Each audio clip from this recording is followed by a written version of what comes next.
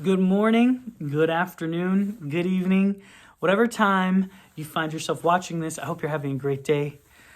I'm just here to kind of share the word with you today and express some thoughts that I have.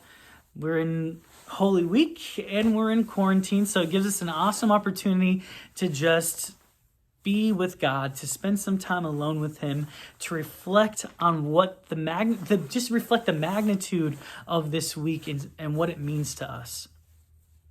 When I think about Jesus, His ministry, His life, His death, and then the resurrection, there's one verse in the Gospels that kind of stand out to me, and it kind of shows a picture of why Jesus did what He did.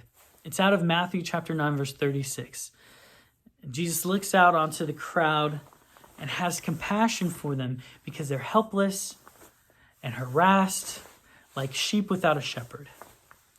And for some reason in my head, this kind of just brings a picture of what Jesus is doing and the reason behind it. Just kind of everything that Jesus had done to this point and the things that He's going to do kind of culminate in this moment where it kind of makes it real.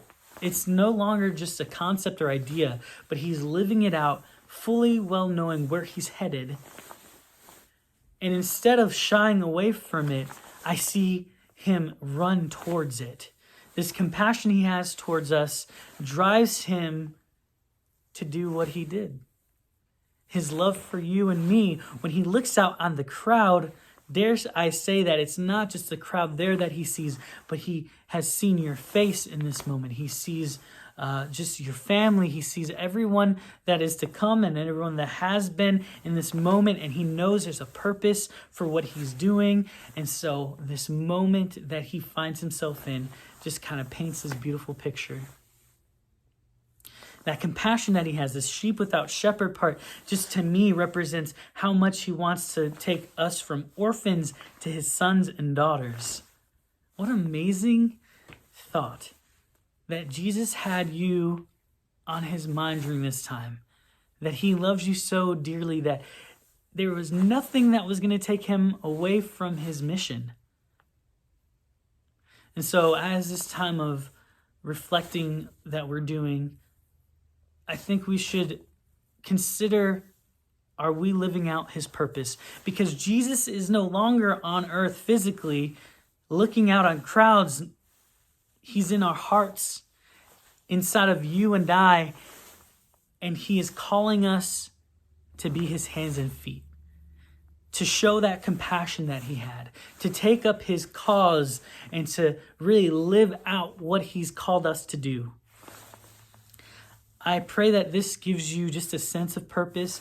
I pray that you would be just rejuvenated by this, that you would have such hope in this, that you would have a desire to just minister to others. We might not be able to be in a crowd like He was, but we can make phone calls and we can pray for others and we can do whatever it is that God has given us the ability to do to be a blessing to others and to really show what the compassion that God had for the whole world was. During this time, there's not a better verse I can think of. Feeling helpless, feeling harassed. Some verses say confused. This verse describes the world today, and I just can hear God's heart break for the world because He loves it so desperately, not the world itself, but the people in it. And He's calling us to kind of move. He's calling us to be His hands and feet. That's why I do what I do. And that's why the pastors do what they do. Because we just have this sense of God's purpose and our call in our lives that extends to you. Be His hands and be His feet. If you're one of those people who need to know how much God loves you, He loves you so much, He died for you. He's here for you even now. You are not alone. You are loved. If you need anything, reach out to me.